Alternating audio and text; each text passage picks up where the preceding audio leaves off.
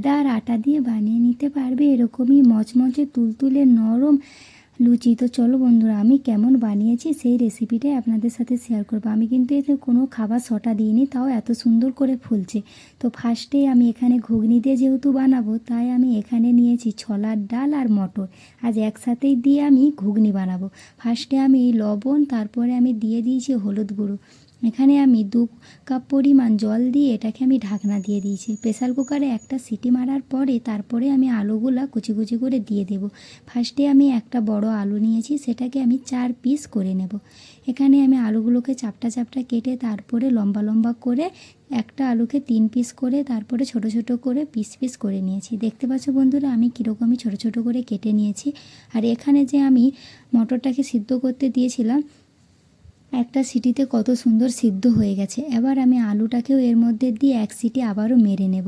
ফার্স্টে আমি আলুটা দিয়ে একটু মাখিয়ে নিয়েছি, তারপরে এবার আমি ঢাকনাটা দিয়ে দিচ্ছি। তো দেখতে পাচ্ছ বন্ধুরা 1 সিটি মারার পরে কত সুন্দর সিদ্ধ হয়ে গেছে, দেখেই বোঝা যাচ্ছে যে সিদ্ধ হয়ে গেছে। তাও আমি হাত দিয়ে একবার টিপে নিচ্ছি। তো দেখতে পাচ্ছ বন্ধুরা ভালোভাবে সেদ্ধ হয়ে গেছে। এবার আমি ঘুগনিটাকে যেহেতু কষিয়ে রান্না করব, তাই ফার্স্টে আমি তেলের মধ্যে পেঁয়াজটা দিয়ে তারপরে আদা রসুন একসাথে বাটা দিয়ে টমেটো কুচি দিয়ে এটাকে ভালো করে ভেজে নিচ্ছি। তো একটু লাল হয়ে আসার পরে তারপরে আমি দিয়ে দিয়েছি লবণ 1 চামচ, হলুদ গুঁড়ো 1 চামচ আর 2 চামচ লঙ্কা গুঁড়ো। এখানে আমি 2 চামচ লঙ্কা গুঁড়ো দেওয়ার পরে তারপরে আমি কাঁচা লঙ্কা কুচি দিয়েছি। আর ঘুগনিতে ঝাল না হলে ভালো লাগবে না, তাই একটু আমি কাঁচা লঙ্কা 2 চামচ ঝাল দিয়েছি। আর আমাদের যেহেতু লঙ্কায় অনেকটা ঝাল, তাই আমি 2 চামচ দিয়েছি। তোমাদের যেরকমই ঝাল পছন্দ সেরকমভাবেই দিয়ে মাখিয়ে নেবে। তো এবার আমি মশলাটাকে ভালো করে কষে নিচ্ছি। দেখতে পাচ্ছ বন্ধুরা কত সুন্দর সিদ্ধ হয়ে গেছে আর কত সুন্দর ঘাটা হয়ে গেছে।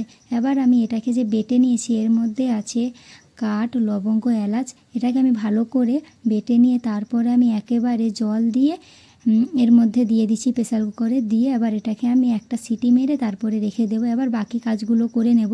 ফার্স্টে আমি জলটা গরম করার জন্য 1 চামচ লবণ দিয়ে জলটা গরম করতে বসে দিয়েছি। আর এখানে আমি 2 কাপ ময়দা আর 1 বাটি নিয়েছি আটা দিয়ে, এর মধ্যে আমি চিনি 2 চামচ দিয়ে তেল দিয়ে দিয়েছি। দিয়ে আবার গরম করতে যে জলটা দিয়েছি সেটা আবার দিয়ে ভালো করে এটাকে মাখিয়ে নিয়েছি। দেখতে পাচ্ছ বন্ধুরা এখানে আমার মাখানো শেষ। এবার আমি ছোট ছোট করে বল বল করে এটাকে আমি লুচি সাইজে করে নেব। তো এখানে আমার লুচি সাইজে হয়ে গেলে তারপরে আমি তেলটা যে আগে থেকে গরম করতে দিয়েছিলাম, দেখতে পাচ্ছ বন্ধুরা একটা ছাড়ার পরে কত সুন্দর ফুলে উঠতেছে আর কত সুন্দর লাল লাল হচ্ছে। আমি কিন্তু এতে একটুও বেকিং সোডা দিইনি ফোলার জন্য, এতে আমি ভালো করে ছানছিলাম ময়দাটা, তাই জন্য এত সুন্দর ফুলে যাচ্ছে। আর এবারে আমি এটাকে ফুলানোর জন্য আর একটু করে ছাঁকনি দিয়ে একটু চেপে দিচ্ছি, যাতে পুরো তেলটা হয়ে একদম ভালোভাবে বলের মতন ফুলে যায়। তো দেখতে পাচ্ছ বন্ধুরা কত সুন্দর লাল লাল করে ভাজা হয়েছে।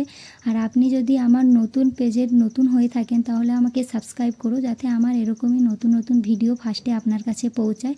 আর কেমন লেগেছে কমেন্ট করে জানাবে। এখানে আমার ঘুগনি লুচি সব কিছুই হয়ে গেছে। এবার আমি এর মধ্যে ধনিয়া গুঁড়ো দিয়ে ভালো করে ঘেঁটে নিয়েছি। আর এবার এটাকে আমি আপনাদেরকে দেখাবো যে কীরকমই নরম সফট হয়েছে। বাড়িতে থাকা উপকরণ দিয়ে এরকমই বানিয়ে নিতে পারবে, খালি মুখেই কিন্তু 5-6টা এমনিতেই খাওয়া হয়ে যাবে, কোনো কিছুই লাগবে না।